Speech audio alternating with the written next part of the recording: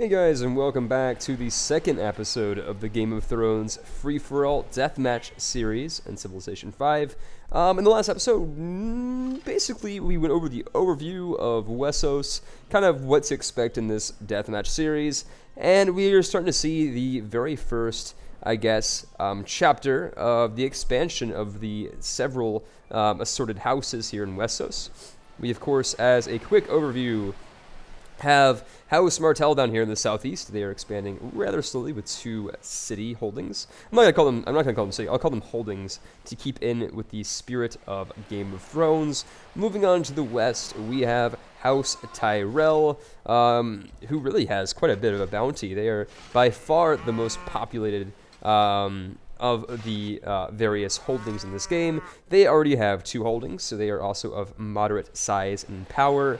Going to the west, we've got House Lannister with 3 different holdings. They are by far the largest of the houses that are in this game, or the factions, I should say, because some of these factions are not houses.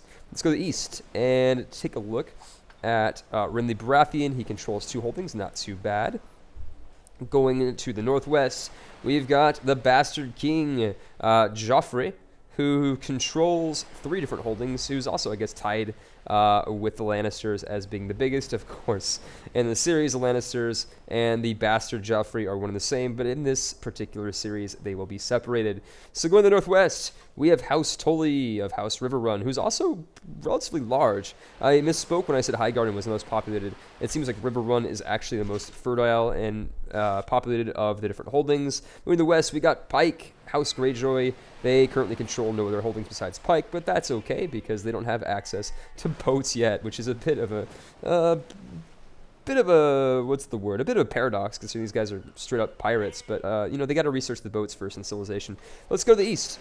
Taking a look over here at Baratheon, or rather at Stannis Baratheon. There are 3 Baratheon houses. Again, I talked about it last episode. If you guys want to kind of go over that again, I'm not going to repeat it again for those of you who know. But Stannis Baratheon, he's only got 1 holding. His capital of Dragonstone, which used to actually belong to the Targaryens, who at one point had controlled all of Westeros and parts of Essos. So this is kind of like the remnant Dragonstone. The only Targaryens that are worth noting in the series are all in the east. Of course, Daenerys, she's not even in this, so we're not going to get into that. But Dragonstone, only 1 holding. Let's go to the north. Taking a look at House Aaron in the Eyrie. They, as of now, only control 1 holding, but they've got a settler ready to kind of make up another minor house to make up more of their holdings. So let's go to the north.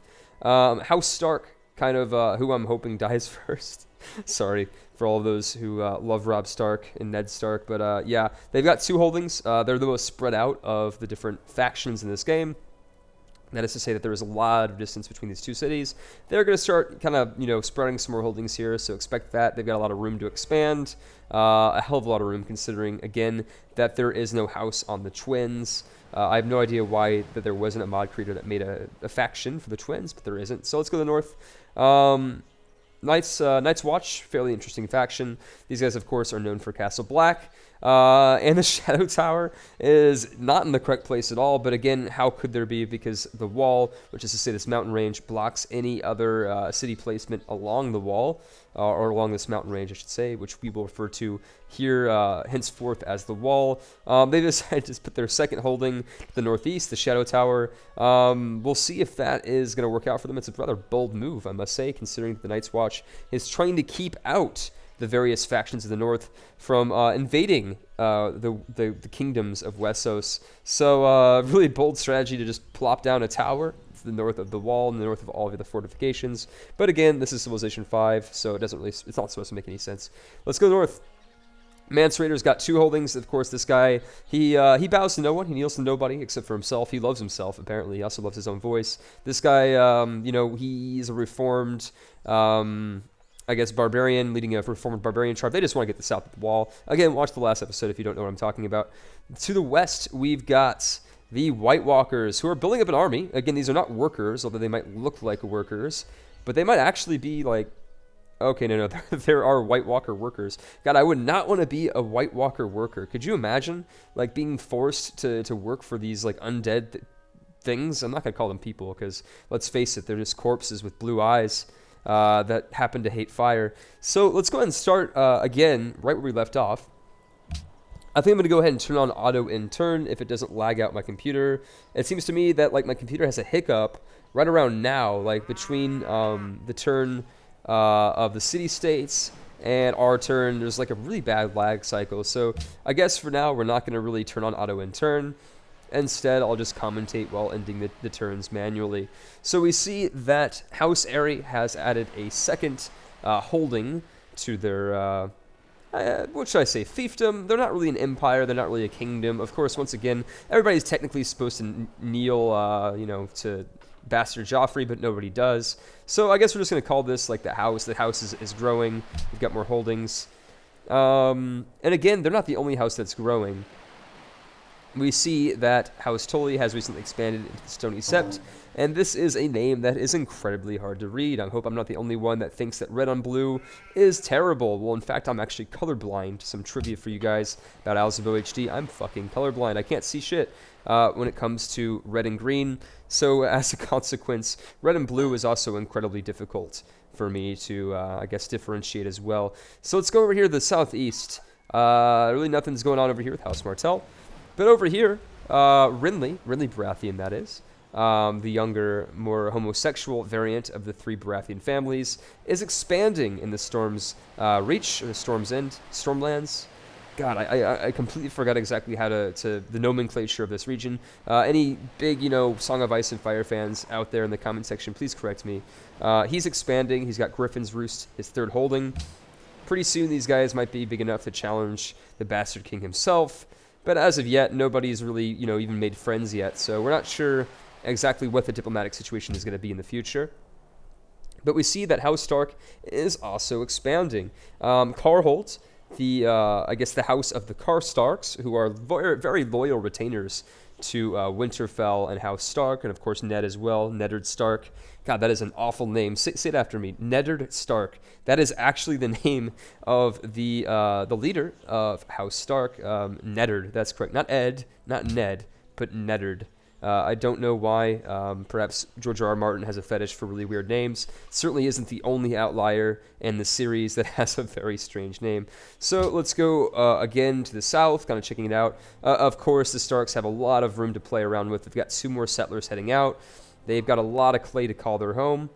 And very scarily enough, we see that, the White Walkers are making an army. Again, there is no army maintenance for the White Walkers, which means that they can field an unlimited amount of troops, which is incredibly scary. We'll see how the AI handles this situation. But again, the Western Kingdoms will be safe so long, again, as Castle Black is able to hold the line, so to speak. So that will be interesting to see in terms of what happens. Let's go to the south now and kind of fly over the rest of the Western Kingdoms. So in this lull of anything interesting going on, of course, not a lot's happening. People are just expanding their holdings and kind of, increasing their military expenditures and things like this. I'm going to talk a little bit more about, Westeros and a Game of Thrones / a Song of Ice and Fire. For any of those who are watching this who have not, yet seen it or read it, again, I am going to purposefully avoid any spoilers that occur after Book 1 or what's the word? Or after the first season on purpose, because Season 1 actually correlates to the first book in the series. After that, the correlation is a little bit less clear, but Book 1, Season 1, they're pretty much the same. I'm not going to talk about any spoilers that happen after this series, but I'll talk a little bit more about kind of the situation right now. So, basically, in like the first 4 episodes of the show, or like the first 200 pages of the book, which is actually like the first part of the first book, because George R.R. Martin, can't write anything short. He has to write everything. Why write a sentence when you can write 5 paragraphs, right? That's basically his mentality, considering his books are thousands of pages long. At the very beginning of the series, the king dies in King's Landing, which of course is, as I mentioned in the last episode, the capital of everything, of all of Westeros, that is. Not Essos, but Westeros. And I'm going to go ahead and stop with this. Well, I'm not going to stop.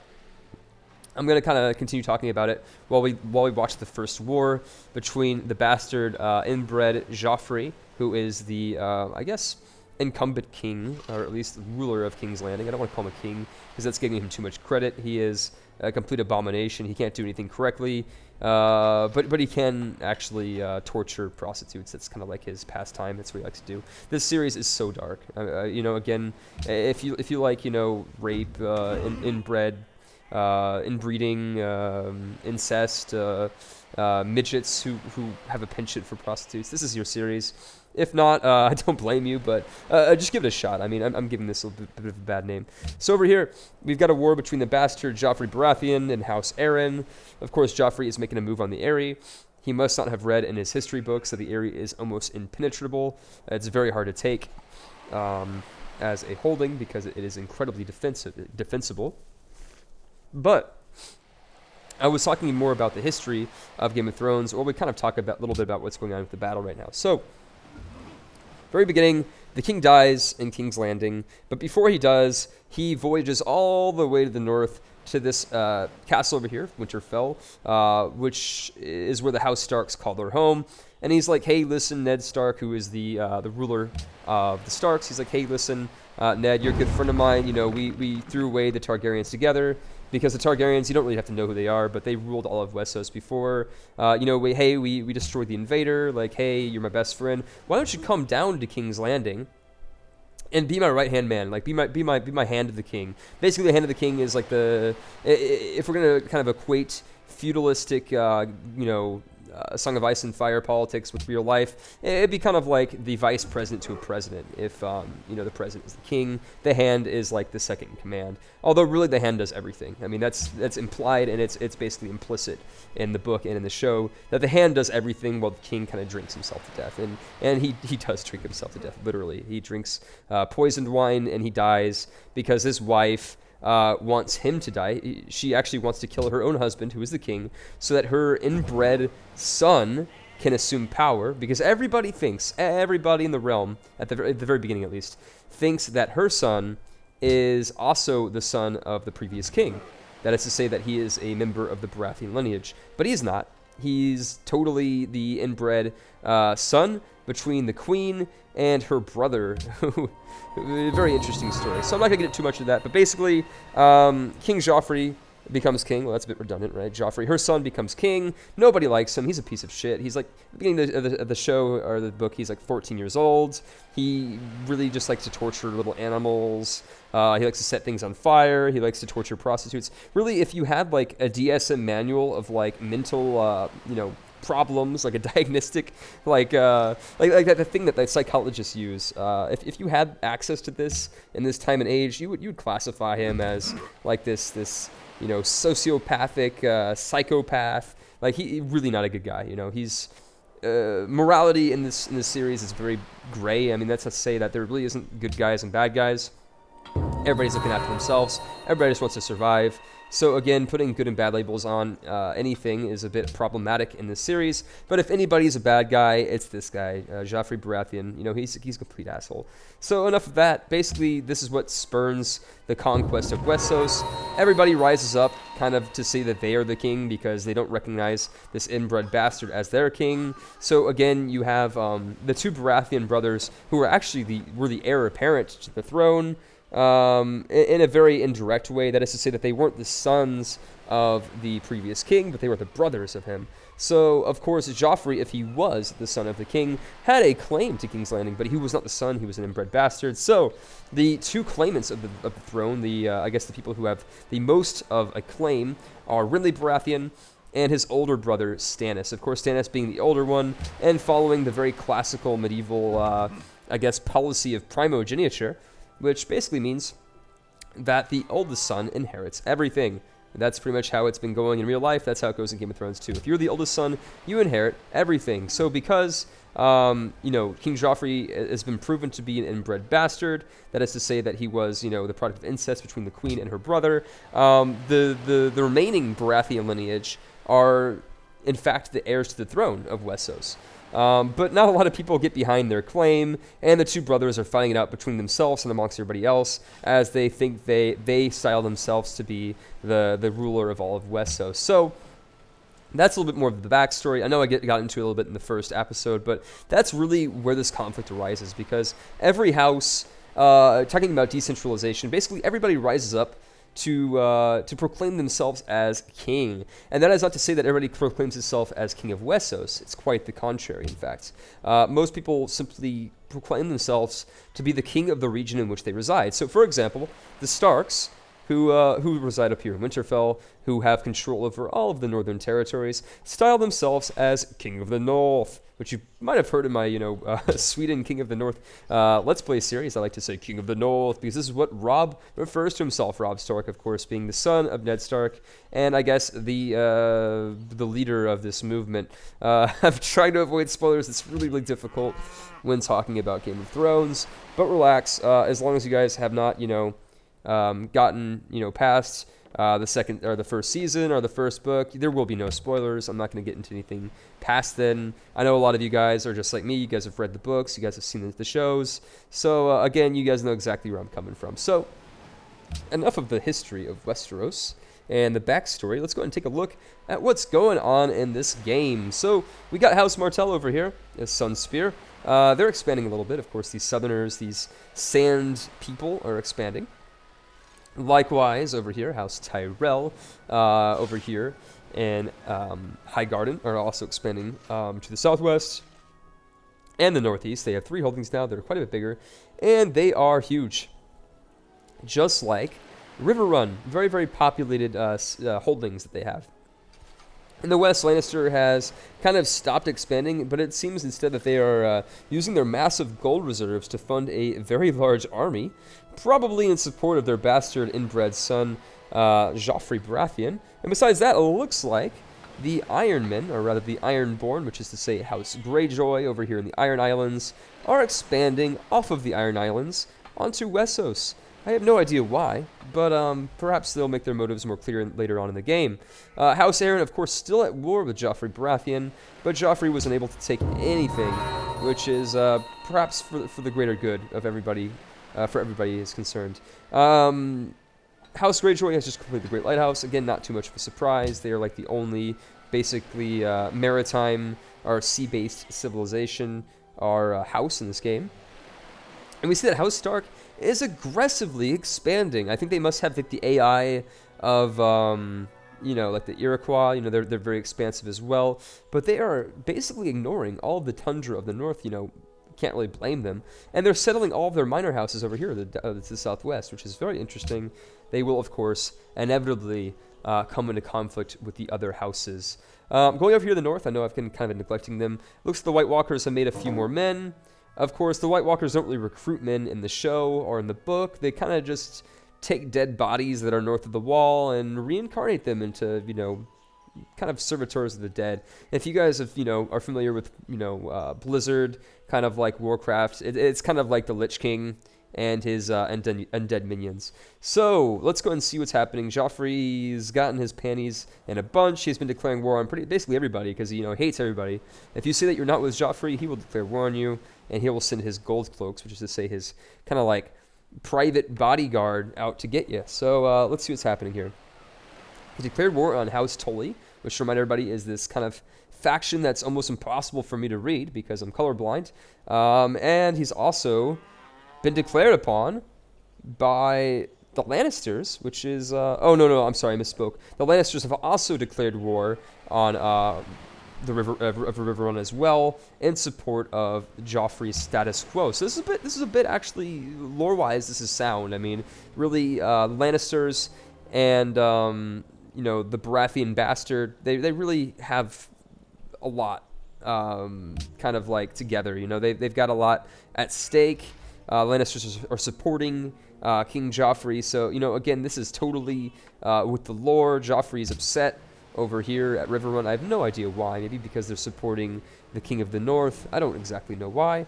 But speaking of House Tully, they're also expanding quite rapidly. They've got the twins and Seaguard up here in the north.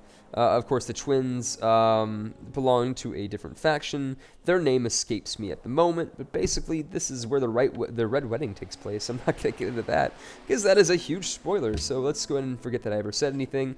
Red Wedding, you know, not a color, but not going to get into that. So, let's see over here. Baratheons, led by Stannis, have expanded into Westeros, with their first holding outside of their island of Dragonstone being Driftmark. Looks like they're expanding to the north, near House Aaron, which is quite interesting for me to see. What else is going on over here? Stormlands, Stormreach, not much is happening at the moment. Again, House Tyrell is expanding to the south, which is nice. House Martell, nobody really cares about them, so we don't care about them either. Let's go and take a look at the Tully situation, because, again, the Lannisters are at war with this faction up here, these holdings. We do see that the Lannisters have access to swordsmen and bowmen, which is very interesting. So we will see, again, how this plays out. Of course, Joffrey and his Stormcloaks are also at war with the Tullys and also with House Aaron, unless they made peace, which is going to make for an interesting dynamic. It's already turn 106, and the second episode is coming to a close. Let's go ahead and review the diplomatic situation of this world. I did install a mod called Info Addict. I apologize, it doesn't seem to be doing anything because, you know, again, this isn't really showing me jack shit. But let's go ahead and order the civilizations by kind of like the most points that they've currently got, of course. For those of you who are new to Civilization, which I guess is probably all like, what, one of you, two of you? Score in this game is broken down by what your population is, which is to say this number over here. It is, I guess, positively correlated with your population, which means like if you have 5 people, if you have 6 people, it's like a few thousand more or something like that. I don't really know. I mean, I wish that there was just a indicator that showed you what your actual population is, and there is actually. I'll get into that in a second. But basically, score is a combination of your technology, how many holdings you have, how many cities you have, and what the population is like, and also other things like wonders. So, who's in the lead right now? It's hard to say, but it looks like House Stark is in the lead due to the fact that they have a lot of different cities and land and wonders and technology. So, they are in the lead.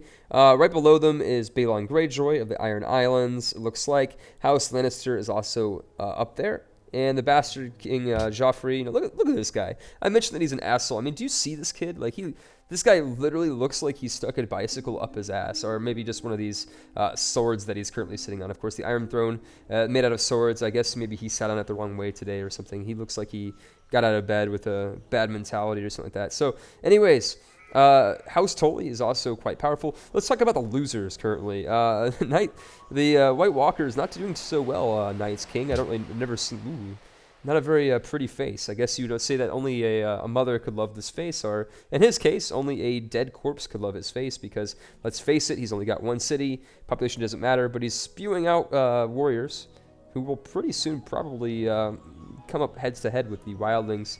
So enough of that. Score-wise, you'll see this. Let's go to the demographics. For those of you who are new to my show or my series, I always show the demographics at the end of every episode. Unless, you know, of course, it's the first episode because I forgot to do it. But here we go. In the lead currently is... Well, okay, it's not going to show me actually who they are, but I think this is House Tully. They've got the most population and the best farms. Consequently, usually if you have the most population, you have the best crop yields. Manufactured goods belongs to the Bastard King Joffrey himself, probably because he controls King's Landing. GNP, that is to say, like your economy, looks like the Tyrells are in the lead with their vast amount of money. In terms of land, this goes very much single-handedly to the Starks, who control pretty much all of the north. In terms of soldiers, Lannister army, of course, with the help of their gold mines, has the most amount of soldiers on active duty. In terms of approval, who is this? This is, I believe, Stannis Baratheon of Dragonstone. Everybody loves Stannis. I'm telling you guys, Stannis is a cool character. He's one of my favorites. Really, he's an asshole, but I mean, you know, I guess he must be doing something right if his people like him. And literacy belongs to House Stark. Who would have ever thought that a bunch of backwater kind of like peasants that live in the tundra would be the most literate? But they did again construct the Great Library, so I guess it shouldn't come as too much of a surprise. So again, guys, besides that, we're gonna go into, there's another thing I always do at the end of my videos. Give me 1 minute as I figure out exactly what it is. It's not over here. Again, the Info Addict mod doesn't seem to be doing anything. I installed it at the recommendation of several of my subscribers who said, hey, you know, it adds... Oh, here we go, Info Addicts. Cool, cool, cool. No, we'll go in this next episode. I'm not going to get into that just yet. But let's go over to... is it Diplomacy Overview? You know, I can't find it, but there's a way to see kind of like... the happiness of everybody involved. Maybe it's over here. I'm going to stop if I can't find it. Okay, Culture Victory. Cool, cool, cool, cool. So, overall happiness, where we don't see any happiness because apparently nobody's happy or unhappy. So, okay, we're going to skip that. So, again, guys, thank you so much for watching the the second episode in the series. Stay tuned for episode 3. Again, they'll be out somewhat regularly, once or twice a week. Hope you enjoyed it, and stay tuned for the next episode. I will see you guys soon. And I hope you guys, take care and all that. So, again, see you guys in the next episode. Take care.